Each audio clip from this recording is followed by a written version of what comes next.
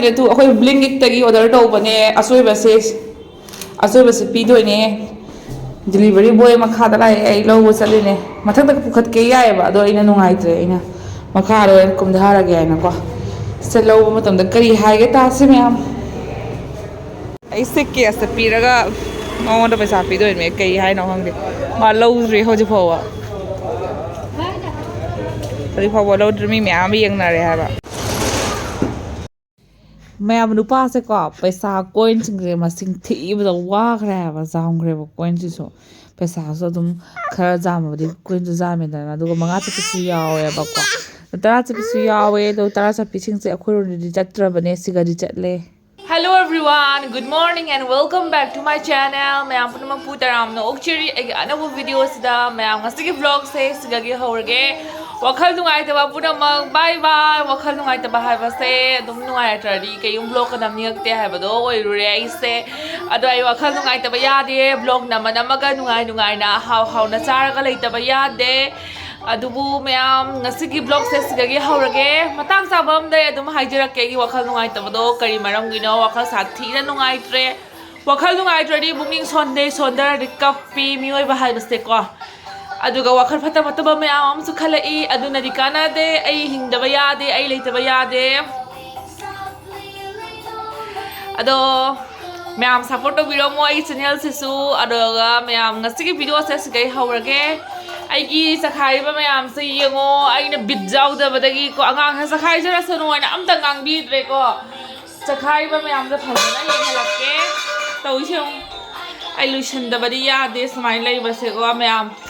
ngarang sai wakhal lungai ta ne phamung da dum thabak sure lora phamung da dum loisangani kayum khang dre ba ko wai si sang hosana loisala su adum kaini haibada dum amgo tanba dum damai tawre wakhal sa nuai terdi mi haibase ko adum suning phoning ga pokte ado ko du matang do ai khange ba no mayam su hena khamgani aina ngang khotpa se ai haitre adu ai prop tongnam to loiselakhi ke samaina sare leibase wakhal nuai traga kaim kana da ba oirame samain to basing se adu haba mayam asigi video sa is kai loiselak ko da yoran ए तु jenny मा चखाई से सी थम्यो पसै पुनो सो लोय थादरे room से मचानी न लोय न chilli न को तौरी से करी लोशन न नय खमम खंगले तु तौबे मयाम से सुदब फी नि यो फी खरा म सु खरे इंगी याम न को अदु नय खतंग खतंग तौरा सुई ब को ngasi फी दि सु खरे दो मयाम बिंग मिना से लोशलक यम ताम त लोशलक तौरे मयाम से यो ओइना ngang bi dre ma चखाई जरा सनो ने के ngang dre ngang सिदा aina wakhal nungai tana leiraga aina thawai chaga leiraga icha se kanana jingbigani ko icha se kanana bijabigani chumbra munu mama na hai se duna mama na hai be illu macha mama pa na hai be in bedudi ne mi oi bani khamanu no khanga ba hai be in da macha dudi ne mi oi da bane khanga ba macha aina ha se khangbra mama pa na hai be illu gyan tau nang khangbra mama na hai se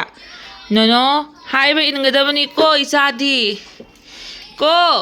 चेंगांग जिसु चाबा थकपसे हम रंग खंगरे खंगबा कइनो हाबदि हंदंग मरक चाउ थौसु याम जादबगा हिदाक थक्सि को मचा को अदुगो म्या हंद कुमसिगी new year सिदि को कयुम हरावबगा पोकते हाबदि कइनो हाबदलि लान तौरिबसे सुंगिंग इंधरक्तेबा मणिपुर तौरिबा लान सिना को अदैदि वाखल सु खरा नुआइते हाबदि स्माइना अमरोन स्माइन तौ लेरगा हाबदि सेलिब्रेट तौनिबा खोनिंग बदि फाउदे दुम चाइ जांग दुम चानारि को अदोइसु म्याम आइगी सब्सक्राइबर आइगी YouTube फैमिली को म्याम प्रमक आइना हैप्पी न्यू ईयर हाइजेरी अदुगा म्याम अदुगा अफबा खोंतांग थांगदुना म्याम प्रमक सुमाइ पाकपा लान्थु याम जांगना फबा ओइरसनु अदुगा इदि आइसु तौ खुदिंगदा अफबा मंगोल पिना व्यू ईश्वरगी मफमदा निजरी अदो म्याम आइसे लोइसल्लेबा को लोइसल्लागा उंग लैसौने इंगमना लोरे हंदक मरक से खुयिंग अमा चारकते हंदक मरक खुयिंग से लोरे म्याम आई लोने बेडशीट के कासे लोय चेंज तौथोगे अदो मंगाले बिसे लमगे मा काखलेसि हम सुमाइ तौरगा आइसे पुरा लान मरकता लोइसलेदि ते ग्यान मेरम तादे हाइबा तौइसे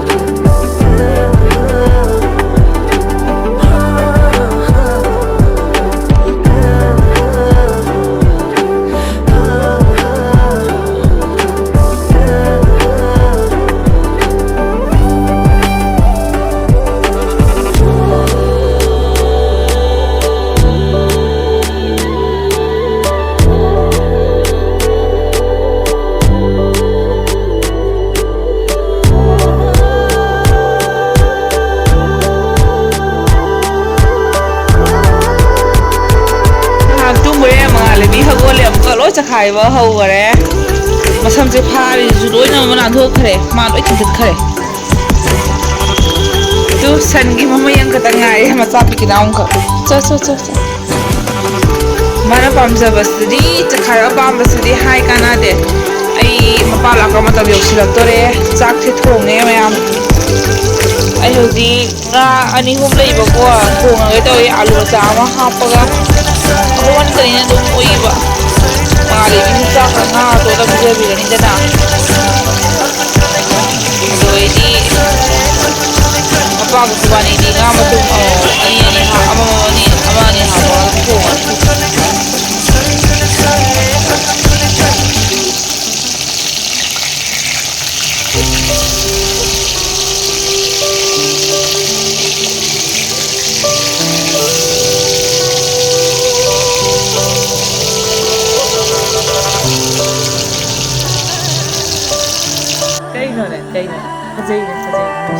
Masam say mo na siya mi chao ra niya masam pun ba yare Pikabu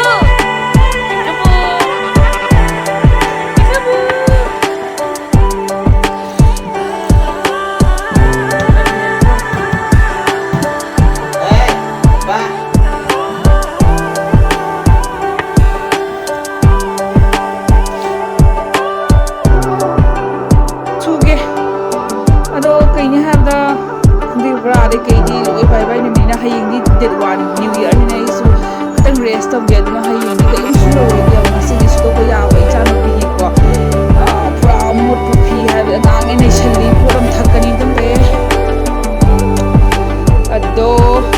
ho sai ta da na yo ko kan wai da na ni sai dang ta da ga ya dum ko su je ni lo re ga mun ni ha ke phi su ba su lo re ba dum su le ma chum ta ha le tha wa phi na ko ado kude me dek phau do ra ge ini phone su feng ki phone su feng tri ba is ko kon ti la ya to me phalang se kai de no si ko roi no ko ba la na lo re pa ta oi da uzar son akoi sa khara moi siam ja hor ni akoi sa ka da kui dra ma ni me ado ai phi khara phau ki ge si ka phau ya ba si ka phi phau ba se kang de ba oi phadi gum ba kude me te gum ba ma pa ra ta ri kang ni se do ise ko ni feng ki ge ise ta da na tu na ai mobile se video nam zara ro me am se ta ki ge ai ba nu Hajaba ma chile ne mata nu je ya ku ba ja ni ne ai ba nu mama ha te udre ne hajaba chi da ya ko ba ja ma chile ne khoi nu je hajaba na dei na ne ba lai lai ro ho pa ta pu ra ga na lai ra wa phare inam da su da nu chi ma na gai no hajaba na ba bu ne hajai ne mama da ola ne ga ma du ni ne hajai ne Mana no? Mana kay no na cho? Mga foto nang iba mga piho sa kenta hui mini mancha. Wala ba? Kasat mo mga lebi si Mia. Kasat mo siya. Parang nabi mo sa anong silido niya siya. Ang sinabi mo sa anong silido niya. Wow! Wala ba? Hajayine! Kaya no siya nung sinya. Nung sinya. Mana? Kaya. Hey. Mama tunggu salah lagi sih, tunggu salah lagi. Mono, Warabane. Warabane no. Dingse. Kay laurai no. Khoi no gi kay laurai no ne. Hare ningham da chang basiga. Ningham da gi amta po lai bidri bani. Dinga no. Ma si kai da pu no sa.